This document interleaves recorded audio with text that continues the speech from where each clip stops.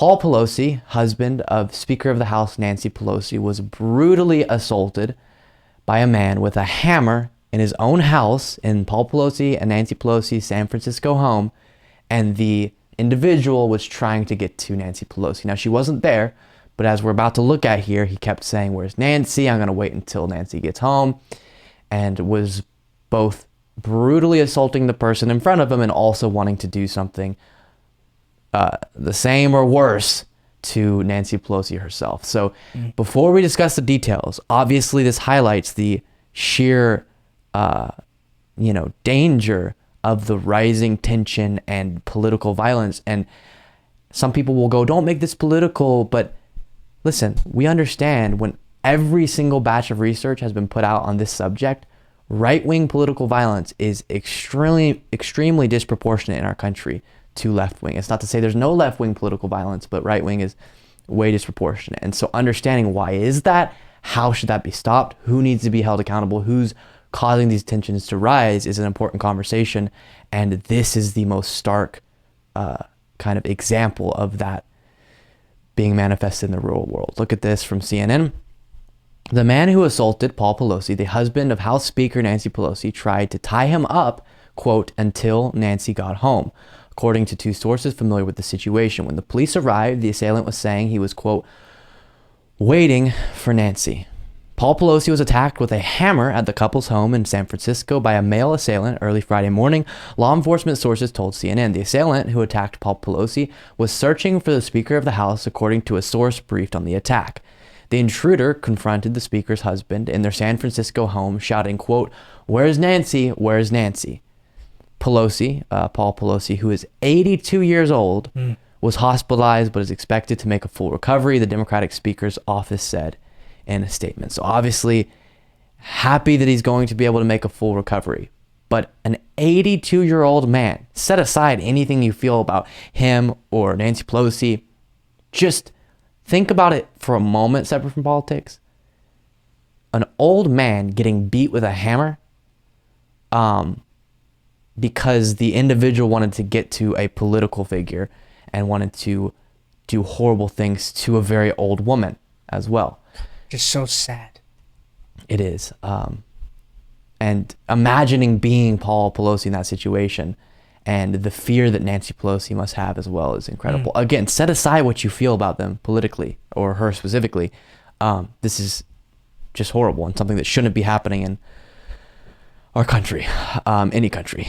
Here is a little bit about the assailant. This particular suspect was posting these conspiracy theories on social media on Shocking. He's posting right-wing conspiracy theories. Platforms like Facebook about COVID vaccines, the 2020 election, about January 6th. And of course, there is sort of this conspiracy theory cloud that continues to hang over our political discourse right now. Yeah, and look, our team, our CNN investigative team, has gone over a number of these conspiracy theories in which he was posting. Evan mentioned some of them, but some of them also are things that we are hearing still on the campaign trail today. One of them that he posted was about the My Pillow CEO, Mike Lindell, saying that the 2020 election was stolen. He posted apparently multiple videos from the My Pillow CEO making that false claim that we hear the former president make, and as well as some others. He also posted apparently some transphobic images. He linked to websites falsely saying that the COVID vaccines were deadly. He attacked the January 6th committee, and also went after George Floyd, of course, who was killed by a Minnesota police officer, Derek Chauvin. He criticized that conviction as a modern lynching. So these are the kinds of the theories and worldviews that he was. To be clear, the modern lynching he was referring to was the conviction of Derek Chauvin, not the killing. Actual murder of someone. Right. Espousing online 42-year-old David DePepe, who the police identified as a... So we'll discuss further, but first, why did I start this entire segment highlighting this as a specific conversation that needs to be had around right-wing violence? Well, it's something people have been warning about for a very long time with the type of rhetoric we see that is unique, or at least uniquely prominent on the right. What I mean by that is we've done segments of Tucker Carlson, of all of these right-wing figures, where they say, just something we covered earlier, the Democratic Party, this is Tucker Carlson's words, ready, is a, quote, child sacrifice cult. That's what he said about the Democratic Party. Oh my God. So I'm not saying this is necessarily a guy who was a big Tucker Carlson fan, but let's just take that as an example. If you believed that Nancy Pelosi was the most powerful person, at least within the House, of the child sacrifice cult, now this starts to make a little bit more sense about why this would happen, right?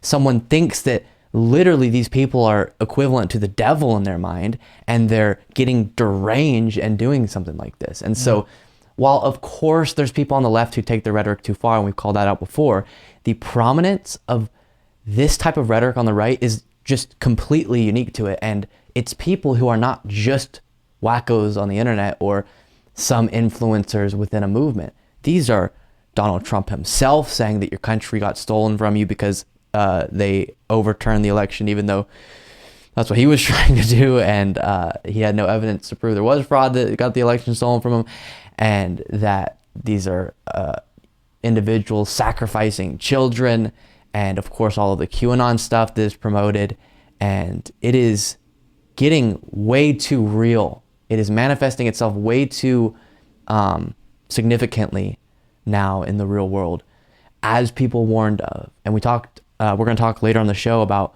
one of the pretty prominent right-wing media figures, Matt Walsh, who tells everyone, as we saw with Marjorie Taylor Greene too, that the Democratic Party is the party of child abuse, of children genital mutilation, of all of these things.